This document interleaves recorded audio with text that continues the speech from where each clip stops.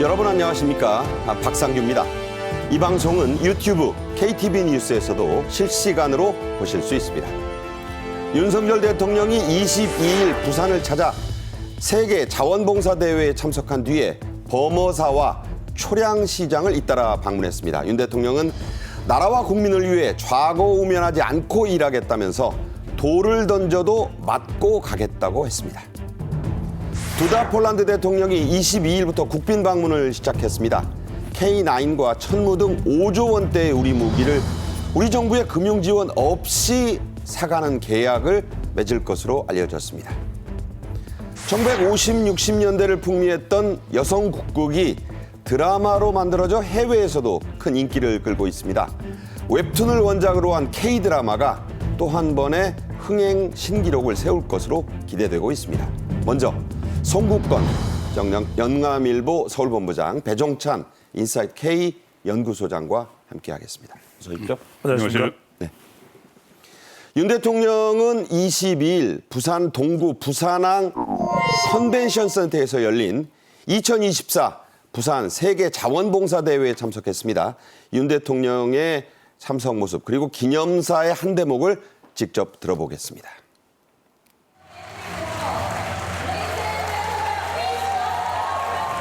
원조를 받던 가난한 나라 대한민국이 이제 어려운 나라를 돕는 원조 공여국이 됐습니다.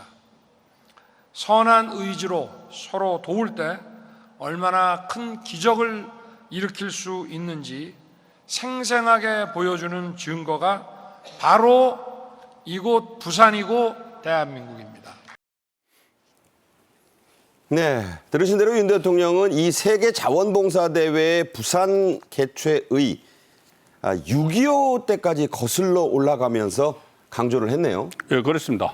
아시다시피 6.25 때 우리가 부산까지 밀렸을 때 세계 각국에서 어떤 물자도 지원을 막 오고 또 자원봉사자들이 상당히 많이 와서 피라민들을 이제 보살폈죠.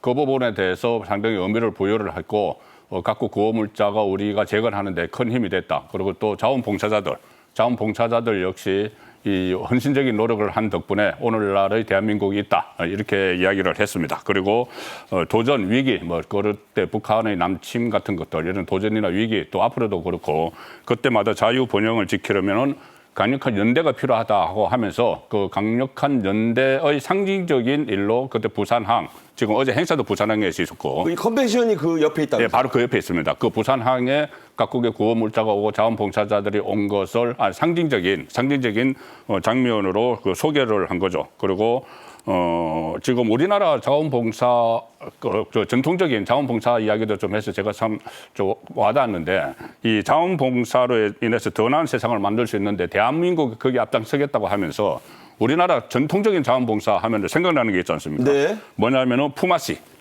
두레. 그리고 그 경조사 이런 것들. 그렇죠. 것들 지금도 뭐 경조사 서로 챙기는 거. 그렇습니다. 그런 것들이 결국은 자원봉사의 한 줄기다. 원형이네요. 네, 원형이죠. 우리나라 네. 두레 푸마씨 그런 것들을 어제 또 소개를 하는 그런 장면도 있었습니다. 네. 두레 푸마씨. 그게 이제 한국 자원봉사의 그 뿌리가 되는 겁니다. 윤 대통령은 우리나라의 공적 개발 원조 ODA라고 하죠. 취임 후에 크게 늘렸다. 이 점도 강조를 했어요. 그렇습니다. 윤석열 대통령 임기 들어서 이 공적 원조가 2배 늘어난 겁니다. 그러니까 우리가 국제사회의 기여도를 볼 때 국제 공적 개발 원조 ODA 무엇보다도 중요하지 않겠습니까? 이 예산을 2배 가까이 올렸고요. 글로벌 차원의 자원봉사 활성화에도 지원을 아끼지 않을 것이다. 이 점도 윤석열 대통령 분명히 했습니다. 네. 윤 대통령은 이어서 부산 금정구에 있는 범어사를 찾았습니다. 3대 사찰이라고 하죠. 해인사, 통도사, 범어사. 특히 범어사는 금정구. 얼마 전에 금정구청장 선거가 치러졌던 바로 그 금정구 안에 있는 절입니다. 윤 대통령이 상당히 의미심장한 말들을 했고 사찰 관계자들, 승려들이 덕담 그리고 많은 선물을 건넸네요. 그렇습니다. 일단 그 법무사에서 윤석열 대통령이 좀 그 여러 가지 해석이 가능한 이야기를 먼저 했어요. 발언을 했는데 여러 가지 힘든 상황이 있지만 업보로 생각하고 업보. 불교 용어잖아요. 네, 그렇죠. 불교 용어죠. 업보죠. 업보로 생각하고 나라와 국민 위해 자고 오면하지 않고 일하겠다. 돌을 던져도 맞고 가겠다. 저게 아주 의미심장해요. 돌을 던져도 맞고 가겠다. 저는 네네. 저 말은 아마 개혁을 계속 추진하겠다. 강도 높은 개혁. 뭐 지금 뭐 노동 개혁이나 아니면 보험 개혁이나 의료 개혁이나 이 개혁을 하면은 이제 그 반발이 있죠. 그 저항이 있는데 그 돌을 던져도 맞고 가겠다는 이야기인데 결국은 어제 그 여러 힘든 상황이었지만 업보를 생각하고 나라와 국민 위해 자고 오면 하지 않고 가겠다. 이것을 가지고 정치권에서는 또 따로 해석을 막 해요. 여러 가지 해석을 내놓긴 해석을 했는데 내놓습니다. 예, 어제 뭐 한동훈 대표와 또 회동을 한 다음 날이고 하기 때문에 그렇지만 그런 것보다는 앞으로 우리나라 정책, 국가 발전에 그 매진하겠다. 그런 의미로 받아들여야 되는 것이고 그리고 또 방장인 정여선님이 여러 가지 또 이야기를 했습니다. 윤석열 대통령이 법무사를 찾은 건 이승만 대통령 이후에 두 번째인데 이 방장선님이 상당히 의미를 부여를 하면서 적당히 비우면서 새로운 것 채우겠다는 마음을 좀 가지시라. 아주 좋은 말씀이죠. 네. 그리고 그런 마음이 국정 운영에도 도움이 될 거다. 이렇게까지 이야기를 했습니다. 네. 적당히 이렇게 비우시고. 현재의 상황과 상당히 그렇습니다. 그 네. 연관이 있어서 해석이 됐어요. 해석이 됐습니다. 그리고 또 이런 말까지 했어요. 바깥에서 흔드는 것보다 내 스스로가 흔들리면 안 된다. 이건 아주 좋은 말씀이죠. 바깥에서 뭐 국정 운영에 어떤 뭐 저항이 있어도 그 흔들리지 말고 가시라. 이런 이야기고 또 감인대라는 액자를 선물했습니다. 한자지만 이게 이제 예. 견디고 참고 기다려라. 이제 감내한다 이거죠. 네. 감인 참을 인자하고 참을 인. 기다려라. 기다릴 때. 예, 기다려라. 계속 기다리면은 결국은 성과가 온다. 이런 이야기고. 또 하나의 그 적자가 있어요. 예, 정 여사님이 일인 장락. 1인 장락, 1인. 한 번 참으면 여기서 참을 인자죠. 한 번 참으면 오랫동안 인. 예, 한 번 참으면 길게 즐겁다. 장락, 길게 네. 즐겁다. 그런 아주 의미 깊은 그 액자도 선물을 하고 말씀도 했고 어제 윤석열 대통령도 떠나면서 간직하고 앞으로 국정 운영을 하는데 많은 도움이 되겠다. 이렇게 또 이야기를 했습니다. 네. 선물은 이뿐만이 아니었습니다. 정호 스님이라는 분도 직접 쓴 족자를 선물을 했고 윤 대통령은 다른 덕담을 쓴 그런 승려분들의 족자를 선물 받으면서 감사를 또 표했어요. 그렇습니다. 이 불심 이른바 선문답 상당히 의미하는 바가 크지 않겠습니까? 정호선님은 무구무회라고 쓴 족자를 선물했습니다. 좀 어려워요. 저기 그렇습니다. 근데 허물이 없으니 걸릴 것이 없도다. 그렇습니다. 구가 허물인데 허물이 없어 걸릴 것이 없다. 장애물의 애자예요. 그렇습니다. 무구무회. 그러니까 말 그대로 윤석열 대통령의 국정 운영에 대해 시사하는 바가 되겠죠. 오직 나라 사랑 한 마음, 오직 국민의 행복 한 마음에 족자 선물도 했습니다. 그건 한글 족자예요. 그렇습니다. 상당히 이 족자 선물을 많이 윤석열 대통령 받았는데 대통령도 화답도 했습니다. 부산을 대표하는 사찰 아니겠습니까? 범어사는요. 윤석열 대통령은 범어사에서 주신 가르침에 힘입어서 나라가 똑바로 섰다. 근데 이 마음을 가지고서 아직 윤석열 대통령 임기 절반 이상 남아 있습니다. 뚜벅뚜벅 무소의 뿔처럼 국민을 위해서 나라를 위해서 걸어가겠다라는 마음을 더 단단히 가진 것으로 보입니다. 네, 이미 2개의 일정을 소화했는데 윤 대통령은 행보를 계속했습니다. 부산역 인근의 초량시장, 부산 분들은 잘 알 거예요.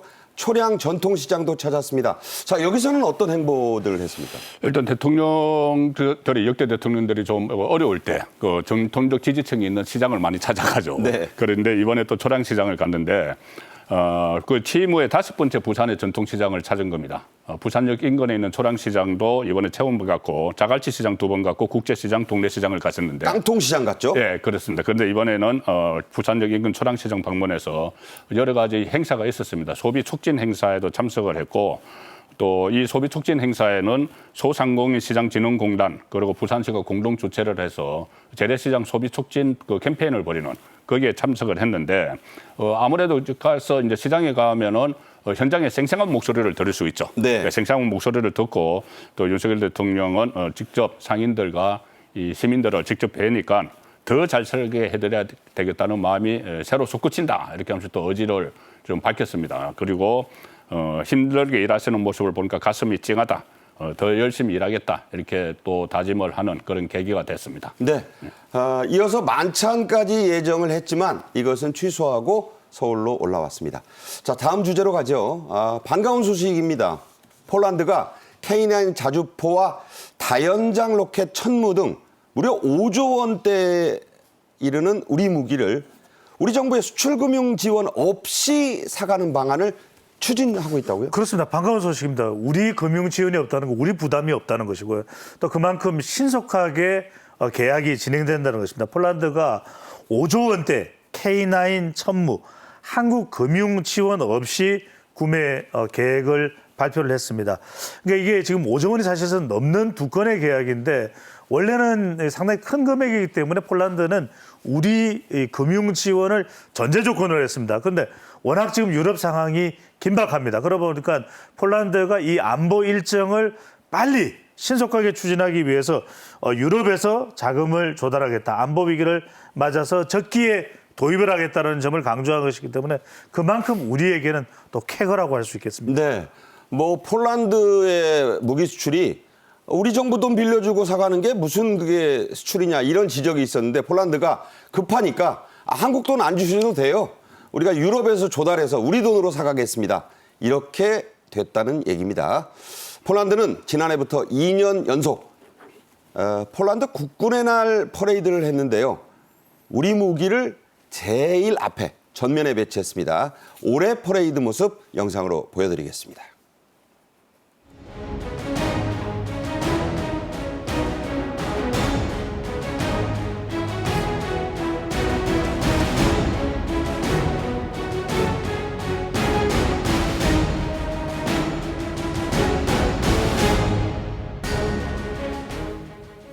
네. 저기 탄 사람들만 아니면 저게 우리나라 퍼레이드 같잖아요. 폴란드 사람이 탄 것 빼고는 다 한국 무기입니다. 자, 우리나라가 만든 이 폴란드 맞춤형 천무, 이른바 호마르 K가 보신 대로 선두에 섰어요. 그렇습니다. 상당히 자랑스럽죠. 우리나라도 얼마 전에 10월 1일 국군의 날에 있었는데 그때 최신형 그리고 우리가 정말 자랑할 수 있는 상징적인 무기를 제일 앞에 세웠잖아요. 네. 그런데 폴란드에서도 우리 국산 무기를 세웠는데 거기다 또 이름도 호마르 K입니다. 호마르 네. K. 호마르 K는 그 K는 코리아죠. 우리 그 원래 이게 천무 이름이 K9 천무이기 때문에 K9 천무를 따서 호마르 K 해서 이 한국산이라는 걸 분명히 하고 그것을 국군의 날 제일 선두에 세웠는데 지금부터 시작입니다. 더 계속 수출됩니다. 하나로 에어로스페이스가 하나 에어로스페이스죠. 호마르 K 18대를 인도를 했고 36대 더 추가를 하기로 해서 전체 54대가 이제 그 폴란드로 갑니다. 네. 폴란드로 가고 이 폴란드에서는 특히 우리나라가 딱 날짜에 맞춰서 적기에 납품을 해주니까 칼같이 무기는 그게 굉장히 중요하죠. 그렇죠. 적기에 딱 해야지 어떤 작전 배치를 하기 때문에 적기에 딱딱 해주고 또 가격도 적당한 가격 이렇게 되니까 계속 추가 주문을 해서 앞으로도 계속 그 2차 계약 1조 6천억 원짜리 2차 계약도 지금 눈앞에 두고 있는 상황입니다. 네.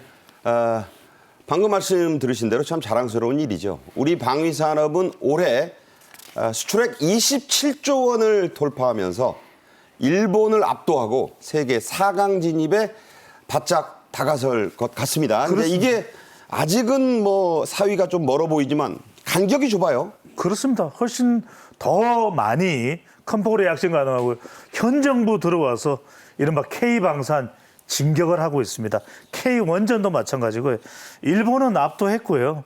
역대 최고 수출액도 달성을 눈앞에 두고 있습니다. 사상 최초의 200억 달러, 27조 원 돌파 전망에 대해 5년간 177%가 더 늘어난 것입니다. 앞서 이제 박앵크께서 말씀하셨습니다. 우리 K2 전차, K9 자주포, 천무, 그다음에 현무, 천궁 다 외국에서 와 감탄을 합니다. 네. 한국은 세계 방산 점유율 8입니다만 이건 큰 의미가 없습니다. 사실상 이 약진세로라면 세계 4강권에 거의 진입을 한 상태가 있고요. 앞으로 대한민국의 방산이 우리 산업 성장에 상당히 어떤 디딤돌, 기반이 될 것으로 보입니다. 네. 8위부터 4위까지는 소수점 두 자릿수에서 왔다 갔다 하고 있어요. 그러니까 우리가 조금 더 하면 방산 4강이 곧 된다는 겁니다. 자, 안제이 두다 폴란드 대통령 부부가 22일부터 25일까지 우리나라를 국빈 방문하고 있습니다. 도착을 했죠. 이례적인 3박 4일짜리 일정인데 요약해서 말하면 한마디로 방산 방문이다 이렇게 볼 수 있어요. 그렇습니다. 저는 상당히 의미가 있다고 보는 것이 저도 뭐 청와대 출입을 오래 했지만 네네. 우리 대통령이 외국에 가서 한 나라에서 3박 4일 머무는 경우가 거의 없습니다. 그렇죠. 그리고 외국의 정상이 우리나라에 와서도 마찬가지예요. 1박 2일 아니면 2박 3일, 길어야 2박 3일인데 네. 이번에 3박 4일을 머문다는 것은 그만큼 중요한 파트너로 한국을 생각을 하는 것이고 그렇죠. 갈 곳이 많다.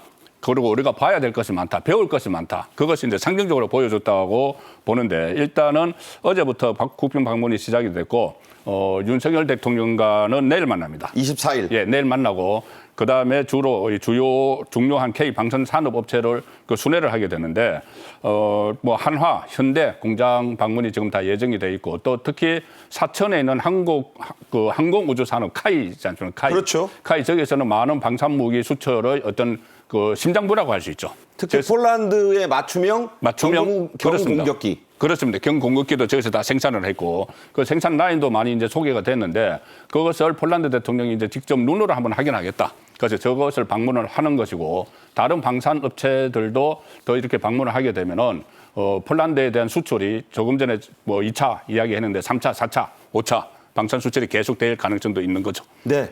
22일 날 와서 1박 2일 일정은 친한파이다 보니까 두다 대통령이 부인과 함께 한국 이곳저곳을 지금 방문하고 있다는 공식 일정이 아닌데도 그만큼 지금 한국을 중시하고 있다는 얘기입니다.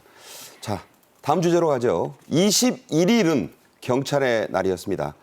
진정한 민족의 지팡이가 된 장안 경찰관들의 선행이 잇따라 소개됐는데요. 먼저 심정지가 온 22개월 아기를 구해낸 경찰관 2명의 소식부터 알아보겠습니다. 영상으로 보시죠.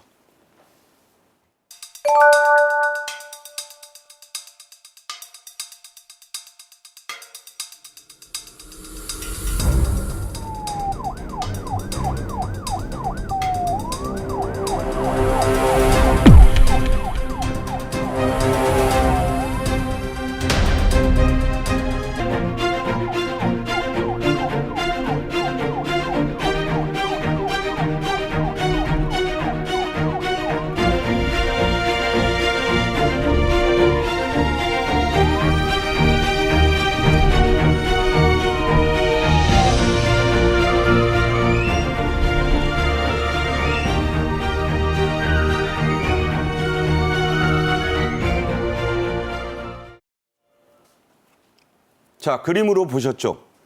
3살짜리 아기였어요. 그런데 갑자기 발작이 오고 막 그러니까 놀래서 부모가 이제 발을 동동 구르고 차를 타고 가는데 길이 꽉 막혔습니다. 저기 저 강남으로 넘어간 유명한 그 막히는 도로였거든요. 그런데 무전을 받고 갑자기 나타난 경찰관 2명. 꽉 막힌 길을 500m를 왔다 갔다 질주하면서 그야말로 모세의 기적을 일으켰네요. 그렇습니다. 우리가 뭐 더 큰 경우에 설명했지만 저는 이 경우도 말 그대로 살신성인적 희생정신이 발휘가 됐다. 서울 용산구의 한 주택가에서 22개월 된 아기가 고열, 발작으로 의식불명 신고가 들어왔습니다. 얼마나 애가 탔겠습니까? 아기와 아빠는 여러분 화면을 보시면 텐데요. 구급차에 탔고 엄마는 순찰차에 탔습니다. 워낙 막히는 저 다리입니다. 그러다 보니까 꽉 막힌 도로, 아기는 지금 심정지가 된 상태인데 화면에서 지금 보시는 바로 두 경찰관입니다. 500m를 달리면서 질주하면서 길을 트는 겁니다. 열려라, 열려라. 우리 시민들도 협조하지만 참 저런 특히 다리 위에 이 비켜서기가 차가 쉽지가 않거든요. 저때 아기가 심정지가 와가지고요. 그렇습니다. 큰일 날 뻔했어요. 정말 큰일 나는 총각을 다투는 저 시기에 달려가면서 차량들을 다 정리를 하고요. 급기야 이제 도착을 하면서 이 또 끝내 생명을 또 살릴 수가 있었습니다. 네. 또 있었습니다. 최근 서울의 한 지하철역 말씀드릴게요. 유명한 역이죠. 합정역. 여기서 한 남성이 졸도를 합니다. 자, 그런데 아무도 막 피를 흘리고 난리가 났죠. 경찰관 부부가 그러니까 쉬고 있었어요. 만삭 부인하고 와서 CPR을 합니다. 간신히 의식을 되찾았다죠? 그렇습니다. 참 다행스러운 일인데 합정역에 젊은이들이 많이 가죠.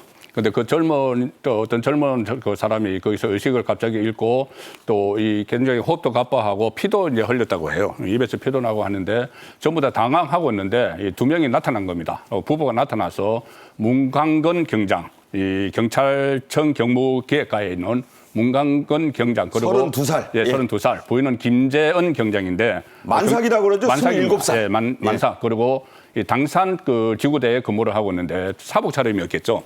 사복 차림으로 두 사람이 그 젊은이의 거리에 이제 공연을 보러 갔다고 합니다. 근데 공연을 보러 갔다가 저 장면을 보고 바로 즉시 가서 현장을 이제 정리를 하면서 시민들에게는 119에 좀 신고를 해달라 이렇게 하고 본인은 계속 PCR을 계속 했다는 거죠. CPR? CPR 죄송합니다. 예, 아내는 옆에서 이제 예. 도와주고 시간 체크하고 시간 보조하고. 체크해주고 그러니까 이제 호흡을 맞춰가지고 CPR을 해서 만약에 이게 이 4분 이내 4분이 골든 타임이라고 하는데 그때 제대로 하지 못하면은 뭐 뇌손상이 온다고 해요. 본인 아버지가 그랬대요. 네, 아버지가 이제 그런 경험이 있었기 때문에 본인이 아마 이 거의 뭐 그 반사적으로 가가지고 이렇게 그 행연을 구하는 그런 상황이 일어났던 거죠. 네. 4분이라고 합니다, 여러분. 4분이 골든타임이라고 합니다. 쉽지 않습니다.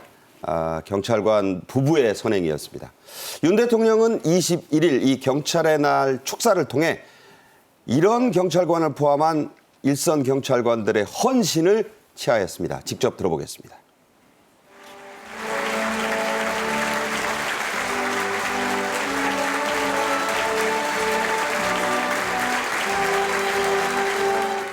이 자유와 번영의 여정에 우리 경찰이 국민 곁에서 묵묵히 헌신하며 함께해 왔습니다.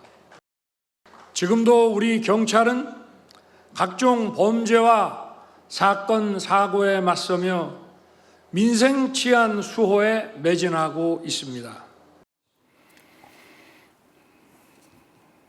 특히 올해 기념식은 2005년 이후 19년 만에 경찰청 이 청사에서 열린 기념식이었고요. 현직 대통령의 경찰 청사 방문이 무려 12년 만이었다고요? 그렇습니다. 경찰 헌신 알아주는 대통령의 모습입니다. 윤석열 대통령 취임 후 3년 연속 경찰의 날 기념식에 직접 참석을 했고요. 19년 만에 경찰청사에서 열린 기념식이었습니다. 이명박 전 대통령 이후 12년 만에 일이고요. 그만큼 가치 있는 또 값진 그런 기념식이었는데 윤석열 대통령 순직 경찰관 4명입니다. 나성주, 장진희, 심재호, 이재현 4명의 경찰 영웅들에게 또 패를 수여를 했습니다. 그리고 5명에게는 포장을 수여를 하면서 상당히 또 감동적인 장면이 연출됐습니다. 윤석열 대통령이 그 한동훈 국민의힘 대표를 만날 때 정원 산책을 끝낸 뒤에 뭔가 열심히 설명을 했잖아요. 그게 바로 저 경찰 영웅들 얘기를 했던 겁니다. 소개해드립니다. 윤 대통령은 이날 경찰병원 추가 건립 또 순직 경찰관들에 대한 지원 확대를 약속을 했죠. 예, 그렇습니다. 아산 경찰병원 이것은 또 경찰뿐이 아니고 아산의 주민들도 일종의 수건 사업입니다. 그런데 여기에 대해서 조속히 경찰병원, 아산 경찰병원을 조속 건립하겠다고 하고 첫 번째 이게 사업이 신속 예타, 그러니까 예비 타당성 조사를 신속하게 이제 빠르게 하는 그 사업 대상이 됐기 때문에 이 상당히 이제 사업 속도가 굉장히 빨라질 수가 있고 예정대로 하면 2028년 말에 개원을 하게 됩니다. 지금 충남에는 인구 1000명당 의사수 전국 평균 이하가 되고 또 그 국립의과대학이 없어요. 그렇죠. 예, 국립의과대학이 없기 때문에 상당히 주민들도 이 경찰병원이 들었으면 지금 있는 서울의 경찰병원도 일반 주민들도 이용을 하거든요. 아산에 없죠. 예, 아산에 없는 겁니다. 경찰 서울에는 있습니다. 그 아산에 다시 새로 하나를 만들면은 경찰들은 물론이고 또 지역 주민들도 많은 의료 혜택을 볼 수 있는 그 사업인데 이것을 조속 건립을 약속을 한 겁니다. 네. 윤 대통령은 또 경찰관들의 이 면책 규정 확대 노력을 아끼지 않겠다고 했습니다. 자, 이 면책 규정 확대 이게 왜 중요하죠? 중요합니다. 그래야 정당한 공무를 경찰관의 임무를 수행할 수 있지 않겠습니까? 그걸 알아주지 않으면 누가 경찰관을 하려고 하고 또 위험한 상황에서 몸을 던질 수 있겠습니까? 윤석열 대통령이 오랜 기간 국가를 헌신한 경찰관에게 국립묘지 안장 자격도 부여하고 또 경찰관의 공상 치료비도 현실화하는 그런 또 기여도 있었습니다. 이번 상황도 상당히 중요한데 경찰이 정당한 법 집행 또 보호받게 면책 규정 확대 노력도 기울이겠다고 약속했습니다. 개정안인데요. 특수 공무 집행 방해에 대한 공권력 집행은 면책 대상이다. 그러니까 다중들이 위력을 보이거나 칼 같은 걸 꺼내서 할 때는 면책해줘야 된다. 그렇습니다. 그런 상황은 경찰관의 신상뿐만 아니라 주변에 우리 시민들의 안전까지도 위협하는 것이거든요. 그럴 때 그런 데 대해서 경찰관의 활동에 대해서 책임을 물을 수는 없는 것입니다. 네. 그런 만큼 경찰관의 면책 대상은 매우 중요합니다. 네. 국회 입법사항이죠. 여야는 이 문제에 대해서도 민생 법안으로 알고 빨리 좀 처리를 했으면 하는 마음입니다. 송국건 본부장관은 여기서 인사를 드리도록 하겠습니다. 고맙습니다. 감사합니다. 영화와 TV가 본격화하기 전인 1950년대에는 여성 국국이 요즘 아이돌 스타 못지않은 인기를 누렸다고 하죠. 그 국국 스타들을 소재로 한 웹툰에 이어 드라마가 만들어져 국내를 넘어 세계 시장에서도 돌풍을 일으킬 조짐입니다. 먼저 영상으로 보겠습니다.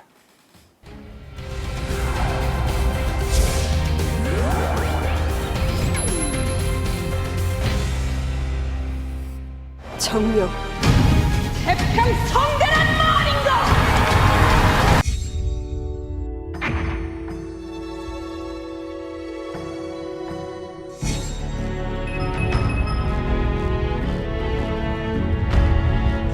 오늘 내가 보고 온 것은 별천지였지.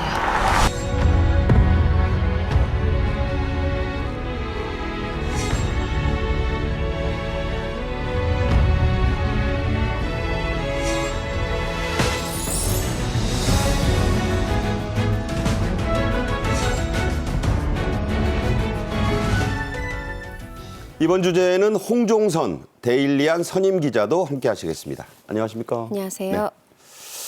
네. 저도 즐겨보고 있습니다. 지금 4회까지 방송됐습니다만 드라마 정년이 그 극중 인물입니다. 윤정년이라고 하죠. 온라인 평점, 화제성, 시청률에서 그야말로 돌풍을 일으킬 조짐이에요. 돌풍을 이미 일으킨 것 같습니다. 네. 일단 시청률 얘기하셨잖아요. 시청률이 첫 회에 한 4% 후반에서 출발을 했어요. 4.8. 네. 그런데 지금 12.7%까지 또 쭉 급등을 했어요. 거의 4회 3배네요. 만에. 네. 네, 거의 3배가 다 되고요. 그리고 평점 얘기하셨는데 이게 우리나라 평점이 아니라 전 세계 평가 사이트 중에서 가장 최대 규모로 하는 IMDb. 그리고 여기가 좀 점수가 짜거든요. 그런데 9.4면 대단하죠. 네, 여기서 94점 받았어요. 이것도 굉장한 점수고요. 사실 이 정년이라는 게 원작 만화가 있습니다. 서일의 글, 남원 그림, 이게 한 137화짜리 이 원작 만화인데 이거가 이제 드라마로 되면서 사실은 어떻게 보면 이 영상 콘텐츠의 파급력을 보여주고 있습니다. 우리 어떤 만화는 우리끼리 봤는데 이게 지금 세계로 나아가는 네. 느낌인 거죠. 그래서 이게 실제로 디즈니 플러스를 통해서 이제 공개가 되고 있는데 이게 굉장히 화제성 면에서도 1등이고 김태리 씨가 특히나 이 주연 김태리 씨가 정년이 역의 김태리 씨가 주목을 받고 있는데 저는 예를 들어서 오징어 게임이 1위 했다. 이거보다 더 반가운 게 우리 문화 사실은 K 콘텐츠가 K-팝이 왜 이렇게 인기야라고 생각했던 세계인들이 이걸 보면서 그 뿌리가 저거였구나 알 것 같아서 더욱더 뿌듯한 마음이 있습니다. 네, 그렇군요. 출연 배우들은 여성 국국이 뭔지도 몰랐던 젊은 세대입니다. 3, 4년 전부터 피나는 연습을 해서 창, 안무를 익혔다고 합니다. 그 한 장면 직접 보겠습니다.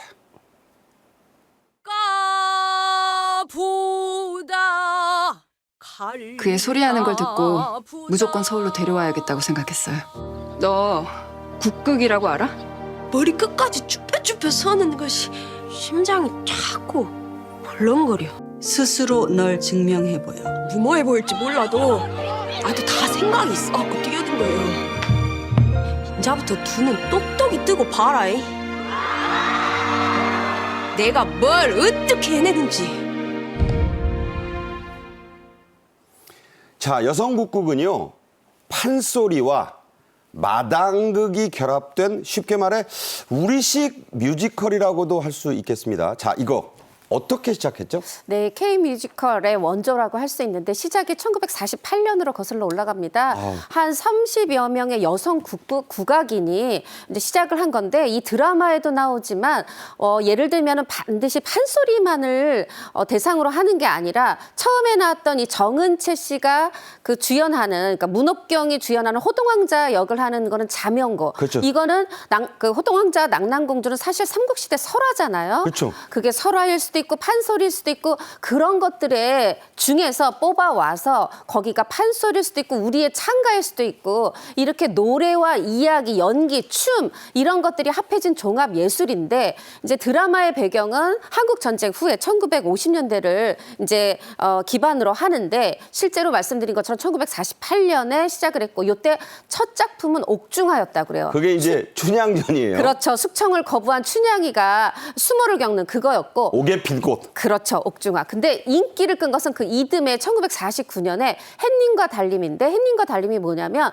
푸치니의 투란도트. 그 유명한 뮤지컬. 네, 그거를 말하자면 오페라. 번안을 한 거죠. 네. 올해가 이제 푸치니 그러니까 서거하고 별세하고 100주년이라고 그래서 투란도트가 국내에서도 사실 공연될 예정인데 이게 이제 투란도트 공주가 칼라프 왕자한테 수수께끼를 내잖아요. 이걸 다 맞추면 나랑 결혼하겠다. 그렇죠. 근데 다 맞춰도 결혼을 안 합니다. 그래서 다시 칼라프 왕자가 또 문제를 내요. 요런 것처럼 햇님, 달님 이걸 우리나라로 가져와서 이 이제 햇님 공주가 이 내는 문제를 달님 공주가 내는 문제를 햇님 왕자가 맞춰. 요런 식으로 번안한 게 전국적으로 이 여성국극은 남자 역할도 모두 여자가 하잖아요. 다 여자가 합니다. 네, 그때 그래서 굉장한 인기를 끌었다고 합니다. 자, 투란도트 하면 생각나는 아리아가 있죠. 공주는 잠못 들고. 자, 그게 1949년에 우리 할머니들이 만드셨다고 생각을 해보십시오. 자, 이 드라마 정년이에도 나옵니다만 6.25를 전후해서 여성국극이 전성기를 맞는데 요즘 아이돌 스타 못지않은 그런 큰 인기를 누렸다고요? 네, 극 중에서도 보면 그 정은채 역할에 문옥경이 굉장히 인기를 끌잖아요. 요즘 말로 하면 사생팬이라고 일거수일투족을 다 따라다니고 분명히 여성인데도 막 오빠하고 막 남성처럼 그렇게 좋아하는데 실제로 그랬다고 해요. 그래서 굉장히 인기가 있었고요. 그리고 그때 당시에 그 이제 단순히 왜 인기가 있었냐면 뭐 잘생겼다 이것뿐이 아닙니다. 이 무술을 하잖아요. 이 극 칼로 중에서도 막 하요. 그렇죠. 문옥경도 하고 또 극 중에서 이 드라마 속에서 백도행 역할의 이세영 배우인데 굉장히 이 칼을 잘 쓰잖아요. 아우. 그런 것들도 어떤 쾌감을 주고 또 거기다가 집 안에만 있었는데 이거 남자 역할까지 여자가 다 하잖아요. 그런 해방감도 주고 이러면서 굉장히 큰 인기를 끌었다고 합니다. 네. 당시의 여성국극 팬들 70몇 년 전으로 거슬러 올라가니까 돌아가신 분들이 대부분이고 살아계셨어도 8, 90대 할머니들입니다. 이분들 요즘 증손여뻘 사생팬들 저리 가라 할 정도로 극성이었다고요? 대단했다는 거예요. 네. 그러니까 국극 배우 여성 팬들은요. 가출하기도 다반사. 네. 또 폐물 갖다 바치기도 다반사일 정도였다. 그렇죠. 폐물 바치기가 재밌어요. 그러니까요. 그러니까 내 것도 가져다 줄 정도로 정말 열혈 국극 팬들이었는데 배우 납치까지도 시도를 했다. 그랬다죠? 예. 극단 들어와서 이제 그게 뒷바라지를 안 할 되면 정도로 극단에 와서 수발 들었대요. 그러니까요. 그러니까 요즘에 뭐 사생팬 이야기하는데 팬덤 이야기하는데 그 이상이었다는 겁니다. 이 정년이 모델이 이옥천 씨인데 네. 이옥천 씨가 이제 남장도 이제 했겠죠. 여성이면서 그러다 보니까 여성 팬들이 오빠 결혼해줘. 뭐 이런 상황이 될 정도로 가짜 혼례식을 두 번이나 그렇죠. 해줬다고요? 가짜 장가를 2번이나 했다라는 이야기가 나옵니다. 네, 믿기 어려운 인기입니다. 1950년대를 풍미한 여성국극은 후계자들의 부재로 어려움을 겪었고 TV와 영화의 본격 등장으로 쇠락위기를 걷습니다. 하지만 21세기 들어 다시 불씨를 되살렸다고 하는데요. 영상으로 보겠습니다. 소리와 춤 그리고 연기를 모두 소화해내야만 하는 여성 국극. 그래서일까요? 여성 팬들의 뜨거운 사랑을 받던 여성 국극은 한때 김경수, 김진진, 김혜리 세 자매의 뒤를 이을 마땅한 배우가 없었다고 합니다. 그러나 이제 여성 국극의 열기는 다시 타오르게 됐습니다. 비록 굴곡은 있었지만 사람들의 마음에 작은 불씨로 남아있던 여성 국극에 대한 사랑 때문이죠. 네, 저 시절 대스타 중에 한 분, 이름이 아주 독특합니다. 임춘행 씨. 여러분도 들어보셨을 거예요. 앞서도 잠깐 나왔지만 여성 국극은 TV 또 영화가 먼저입니다. 영화가 나오고 이제 TV가 본격화하는 것도 나와요. 그러면서 이제 내리막길을 걸었어요. 그렇습니다. 일단 말씀하신 임춘행 같은 스타가 계속해서 배출되지 않았고 그다음에 여성 국극이 인기를 끌다 보니까 난립을 했다 그래요. 그럼 전체적인 평균적인 질이 좀 저하가 됐겠죠. 그래서 국악의 수치다 이런 비난도 받았고 말씀하신 것처럼 또 TV 시대가 도래했고요. 아무래도 영상 콘텐츠하고 또 싸우기가 쉽지 않았을 거고 그리고 또 여자들이 이런 어떤 여성 비난, 무조건적인 비난, 여러 가지 악재 속에서 좀 쇠락의 길을 걸었습니다. 그러니까 무슨 암 어쩌고 하는 그거 얘기하고, 그렇죠. 예.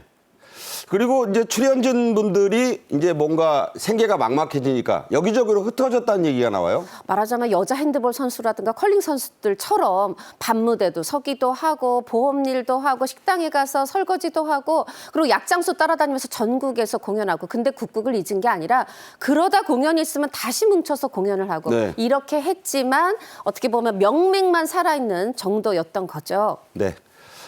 그래도 최근에 그 일부 젊은이들, 아까 말씀드렸듯이 손녀도 아니고 거의 증손녀뻘 되는 젊은이들이 어디서 들었는지 이 여성 국극에 관심을 보이면서 그야말로 다 꺼져가던 불씨를 되살리고 있다고요? 여성 국극 제작소가 있는데 이것이 다행히도 경기도 안산의 문화예술의 전당에서 상주예술단체로 지원을 받게 된 겁니다. 이것에 힘입어서 공연도 계속해 나가지만 이 어떤 국가의 미래, 무형 문화유산으로 우리가 등재하겠다, 이 지속되는 관심을 이어가겠다 했는데 그 노력에 이번 드라마 정년이도 큰 몫을 해줄 것으로 기대합니다. 네. 명맥을 이어가는 것이 중요합니다. 끊겨서는 안 되겠죠. 지난해에는 국극 1, 2, 3세대, 아까 말씀드렸다시피 할머니, 엄마, 손녀 이렇게 되는 겁니다. 함께 공연도 했습니다. 국극을 전혀 모르던 모든 세대들로부터 큰 호평을 받았다는데요. 영상으로 보겠습니다. 경기도 안산시의 한 공연장. 원로 배우와 젊은 배우들이 한 무대에서 섰습니다. 최고령 이소자 선생. 90 넘은 나이지만 공연 준비부터 무대에서 노배우는 열정을 쏟아냅니다. 이몽룡 역할을 맡은 이옥천 선생. 80을 바라보는 나이지만 예전의 인기를 떠올리며 연기에 열중합니다. 극장 끝나면 이제 뒤에서 기다리니까 젊은 애들은 오빠 그러고 이제 남자 역할을 하다 보니까 오빠 그러고 달려들고. 내가 아주 미쳐버렸어. 제목이 춘향전이야. 전국을 다 따라다녔어요. 한소리 같으면서도 만화 같은데 만화가 아닌 그런 느낌적 말할 수 없을 정도로 감동이었어요.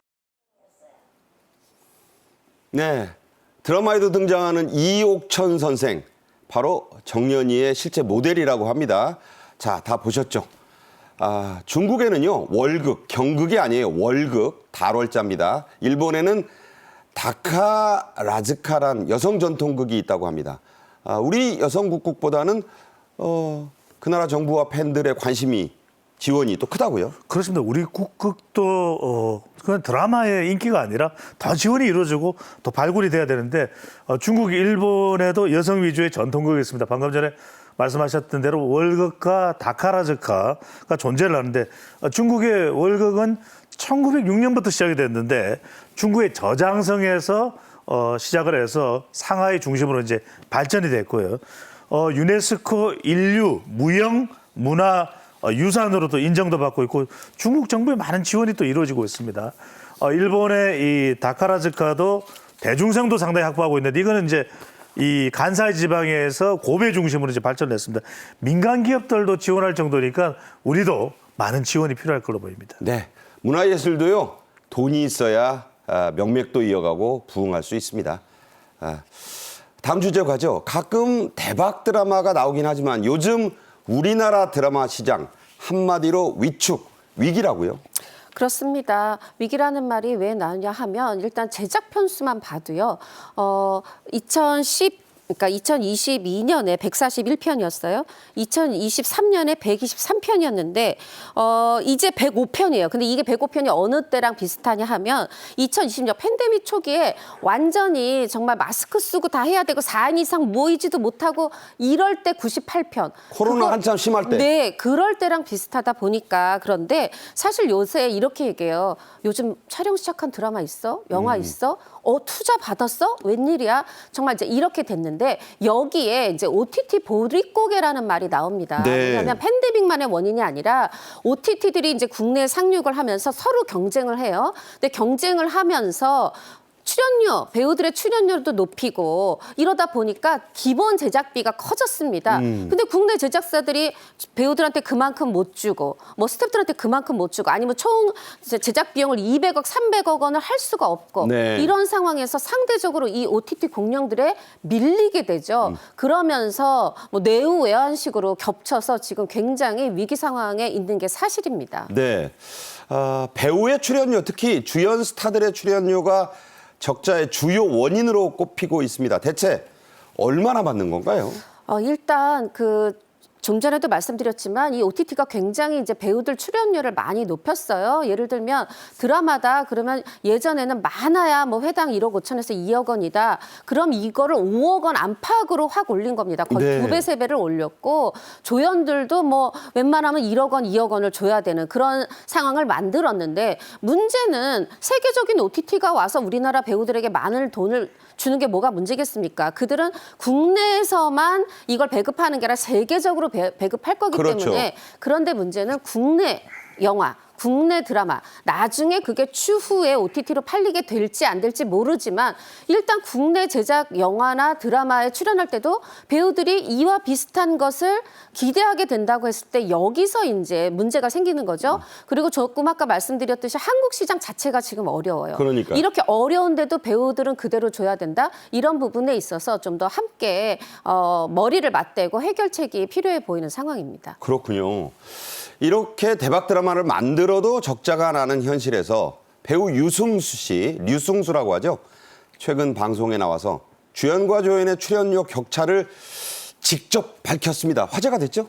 그렇습니다. 아주 솔직하게 얘기했어요. 20배다 얘기를 했고. 20배, 본인과 네. 스타가. 본인과 내가 조연인데 그리고 류승수 씨 되면은 그래도 스타급 조연이거든요. 그런데 나와 주연의 차이가 스타급 주연의 차이가 20배다 이렇게 얘기했고 또 하나는 일이 절반으로 줄었다. 나뿐 아니라 많은 사람들이 투잡, 쓰리잡 뛰면서 말하자면 여성 국극인 같아요. 다른 일을 하다가 이제 드라마나 영화 캐스팅 돼야 이제 겨우 현장에 가고 있다. 이렇게 얘기를 하고 제작가협회에서도 소수만 부자지 나머지들은 다 적자 인생을 살고 있다. 좀 이런 얘기를 했습니다. 네. 넷플릭스, 디즈니, 애플 같은 글로벌 OTT에 우리나라 콘텐츠 생태계가 질식당하고 있다, 목이 졸리고 있다는 표현까지 나온다는데 대체 어느 정도입니까?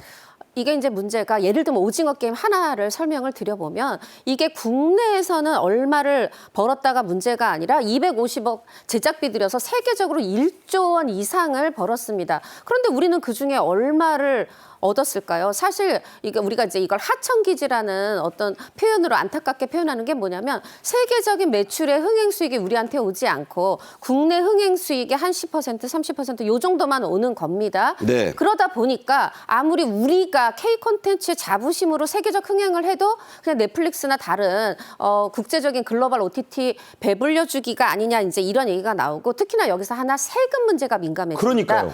예를 들어서 넷플릭스가 국내에서 한 7,700억 정도를 벌었어요.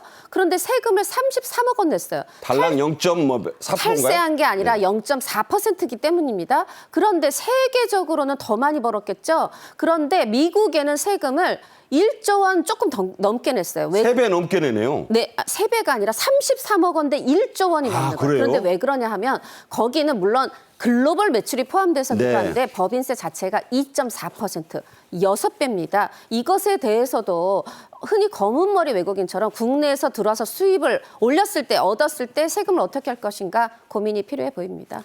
네, 세금의 원칙이 있죠. 수입 있는 곳에 세금 있다. 수입에 따라서 물려야 말썽이 없습니다. 나라 안팎 다 똑같다는 생각입니다. 지금까지 홍종선 기자, 배종찬 소장과 함께했습니다. 잘 들었습니다. 그렇습니다. 고맙습니다. 네. 60대 취업자가 가장 많고 나이 순으로 취업자가 줄고 있다. 한마디로 역삼각형의 취업 구조가 이루어졌다는 우울한 통계가 나왔습니다. 고령화 사회의 단면이겠지만 한창 일할 세대의 위축도 큰 문제죠. 정부의 노력도 노력이지만 당사자들도 더 분발해야겠습니다. 내일 오후 1시에 다시 뵙겠습니다. 고맙습니다.